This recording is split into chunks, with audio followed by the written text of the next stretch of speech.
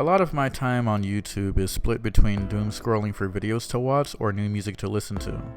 I'm such a YouTube guy, I've got two main music playlists that should be on Spotify. But I'm not paying to have the freedom to listen to whatever song I want, so I use YouTube. After filling up my first playlist, Miscellaneous Genre, I created a new playlist called Miscellaneous Genre Encore. Yes, I know, very creative. So now I'm getting to the point where I take the songs I already listened to and I go to the related video section to find new music. Well, one day, while I was doing Uber and switching my music, I stumbled upon Itte by Yorushika. Mind you, I'm not your typical J-pop or J-rock fan. I've listened to Deeper by One OK Rock, but when you find what you're looking for, you kind of find it. And I like this song enough to talk about it. Just like the last video, I've got to talk about the band before I can talk about the song and the meaning I take from it. And judging by the last video, some people liked it enough to make me want to continue doing it, and I'm glad because that means I'm doing something right. Likewise, the band behind Itte is Yorushika, and Japanese collective of two people being Nobuna and Sui, assuming I'm saying their names right. Nobuna, born August 17th, 1995, grew up with a family of musicians, and just like them, acquired his own instrument. His was the electric guitar, which he got in the 8th grade. While he did write music, he never published his work until he came across Vocaloid and realized he could publish his work to the internet. Fun fact, like any sensible person, the guy hates the sound of his own voice. Starting to like this guy already. Jokes aside, he began working with Vocaloid around 2012, when that movie came out. And it wasn't until 2016 that Nobuna met Sui. Now, Sui was a big fan of Nobuna's work, and even worked with Nobuna as a vocalist during a couple of his solo concerts. The guy was so impressed with her work, he called her up sometime after and decided to form a band with her. That band being Yorushika. Yorushika is a lyric from their song, The Clouds and the Ghosts, reading, "I can only sleep at night." According to one of the only few sources I found on the band, they're known for their passionate and upbeat instrumentals, thanks to their supporting members, and deep and heavy lyricism due to both Nobuna's songwriting and Suisa's ability to give those lyrics a voice at all. Personally, I think of them like the poetry in Screamo, or something like how rap artists like Kendrick Lamar put a lot of art and thought behind their lyrics. But it's said their inspiration comes from the like of Masuji Ibuse and Jules Verne. Akin to the many manga artists never sharing their real names, Nobuna and Sui are very secretive about revealing too much about their lives, or even their faces, which is valid. Coming in with 4 albums, 3 extended plays, 29 singles, and extra works, we're gonna take a look at the 3rd song on Yorushika's first album, Itte, or Say It.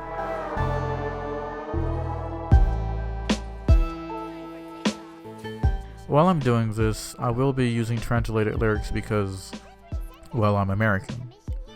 But also, I did have to look at a few comments for help in order to understand some things, since Japanese, like a few other Asian languages, have words that can mean several things based on the kanji or character. But I'm still implementing my own understanding of experiences with each set of lyrics, while remaining sort of blind to any other meaning, considering how Nobuna's work is not always as it seems at first. We're already starting off with the words, Itte, or Say It. At first, I'm like, okay, this song definitely has a message, but how that message will come is unknown to me. Then, after a little more than 16 seconds, the next few lines are said. Actually, I've noticed something. Look, about that thing you said, I couldn't bring myself to think about it, and forgot all about it. The person here is aware of something their friend told them, and judging by their reaction, they tried to avoid it, or simply tried not to think about it, and forgot about it. Whatever was said was something the person didn't want to hear, hence the neglect in acknowledging it. Much like your friend points out a critique about you, or your family members point out your flaws, or even tell you to take out the trash when you're about to take it out and now you don't want to do it anymore. I guess for me, It was always my uncle going on about how family time was important and how I'll miss it. He always scolded me about spending time with, the family, my aunt, my cousin, a lot of the other people in the household, when I was really, really introverted. But to me, I felt like I knew myself better than anyone, and I knew why I didn't want to do family time. This line obviously goes a lot deeper, but that's where my head is. The next one reads, living blindly, recklessly, under a delusion, living impulsively, impatiently, pessimistically. It was all in vain. I guess when you're young or naive, you sort of live in disbelief or denial of what people tell you. You want to rebel, much like how I used to, 'cause I wanted to be free. I hated being told the wrong thing about myself or how I perceive the world. I did what I wanted, or what I thought I should. I was impatient, impulsive, wanting to live life my way, and when my uncle and aunt could only offer God as a solution, it was the cold word that had me find myself back out on the street doing stuff I shouldn't have been doing. There's a lot of scenarios there, but I feel like that was the main scenario for me when I thought of this line. Surely, on the last day of my life, I'll think of you, although I'll regret saying too little, way too little. When it's the last day of my life, whenever that may be, I'll say that you aren't here, and I'll say it even more properly. Truthfully, when I was listening or reading this, the first time anyway, I was a little confused. I mean, the first part makes sense, right? When you're on death's door, it's typical that you'll see your life flash before your eyes, and it's possible to have regrets, and I would too. Not ever saying enough while you're alive. But the second part, on the first listen, at least to me, seemed a little negative at first. Saying they aren't there and you'll say it properly. Of course, I tend to take words very literally sometimes, so I kept my mind open, while also wondering if this is a person that the main speaker just doesn't like. The next line goes, how should I tell you the sky is blue today? What should I do to tell you that the clouds are high in the night sky, so that you would understand too? At this point, I'm thinking maybe their friend is actually gone, like passed away. Mostly because it sounds like the stuff you would think about when a loved one is gone. How you and another person would talk about things that you can't really do anymore. Kind of like how me and my ex would play Genshin or watch Arcane, and how after me and her split, it no longer felt the same, considering I wouldn't know either of the things without them. User Tades also points out that as someone is dead, they wouldn't understand that clouds are high in the sky, as clouds are below the great beyond. So this person has indeed passed away, which paints the beginning of the verse in a different light, a very different light. The person's reminiscing over their life with their friend and regretting the things they didn't say, or how they neglected to heed their loved one's words. Just like with my uncle, and with my ex, who may not be dead, but gone nevertheless. And as the song goes on, this story digs even deeper, ending the first part with Itte, say it. According to Unaoki 99, if you replace the first kanji with one such as Han, the kanji for departed or die, Itte means passed away.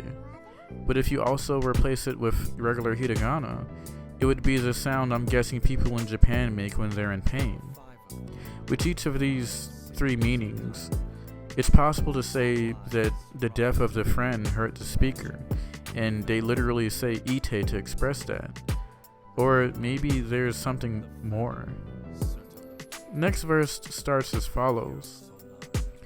You know, I actually do know that you're already passed on. You know, you'd probably call me stubborn, and I wanted to forget that. With this bit of context, you and I both can discern that it's possible that the speaker was playing coy about their friend's death. As with any grief, you try to deny it. They even note that their friend did say something, calling them stubborn. I felt this called back to first verse, since it's said that they tried not to think about what was said, and did end up forgetting about it. But then, if they did forget about it, maybe being called stubborn was just another thing they wanted to forget, and couldn't. In that case, what was being forgotten? And so, I'm starting to wonder if we have an unreliable narrator, only admitting certain things until now. If that's the case, this song hits a lot closer to home than I thought. Say it more properly. Make notes so you won't forget. Do things like meeting someone at the train platform at 10 o'clock. It sounds like a list of quotes my uncle would have told me, much like other family members when I was younger. Say it with your chest. Say it like this. Put it on your calendar. Go out and meet people. Find hobbies. It sounds like nagging at first, but later on, and read in a different light, there's love and guidance behind those words. Someone who cares will tell you those things as a way to guide you and motivate you to not only be a better person, but surround yourself with people who care. Better people. Even after peonies fall, there's still flowers. Even when summer leaves, eulogies for it are sincere. The lines in the middle about the peony and the sun seem straightforward, though I feel when I really think about it, the lyrics are more so saying that the legacy something or someone leaves behind outlives the subject and is just as important. Both the peony, a highly esteemed flower in Japan, and the sun, which Japan is initially named after, the land of the rising sun. Even the death of a friend or a loved one cannot take away from who they are and the memories they made. Say it out loud. Raise your voice. That is what you said. Even the last few lines say that it was the friend who passed away that said these things, being a voice of guidance, of wisdom, and of care. They truly cared for the speaker. And if I could see you on the last day of my life, definitely, even on the last day, I'll sing about my love, because I'll say that all of it was not in vain. On the last day of my life, whenever that may be, even though I still cannot believe that you aren't here any longer, more about you. I'll say it even more properly. Compared to the first verse in my initial read, this part sounds more hopeful and more positive. We already started the verse with acceptance, and as we went on to remembering the things the friend or lover said, those memories and the wisdom surrounding legacy as a concept, our speaker ends it by adapting a new mindset. Yeah, they're gone. I still can't accept it, and I hate that there was still so much I didn't say. But there were things you did I'm grateful for and cherish. And I must honor you by remembering and telling your story the best I can, even on my deathbed. And whether it be with friends who cut me off when I was younger, like Neve, or my ex who left and was the one who got away, or even the death of my uncle. Dead or alive, I feel like cherishing those good memories, much like our speaker here. It's a step in the healing process, a sign of rebirth.